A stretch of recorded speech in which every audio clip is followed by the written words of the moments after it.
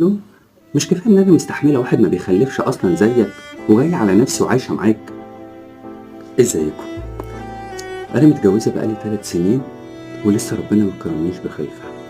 عندي جوزي للأسف عنده تشوهات وعنده ضعف حركة في الحيوانات المنوية، يعني للأسف الأمل ضعيف جدًا إنه يخلف، وأنا باحبه وبتحصل بيننا مشاكل زي أي حد في البيت ولكن هي بتعدي والحمد لله.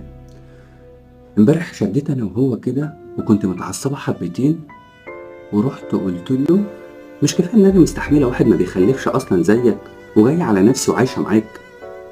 طبعًا أنا قُلت له الكلام ده وأنا عارفة إن فعلًا إن أنا غلطانة، ولكن لمّا قُلت له كده لقيته فجأة سِكِت وما بيردّش عليّا ولا كان في أي رَد فعل خالص، سِكِت وسابني وراح دخل على أوضته. للصدفة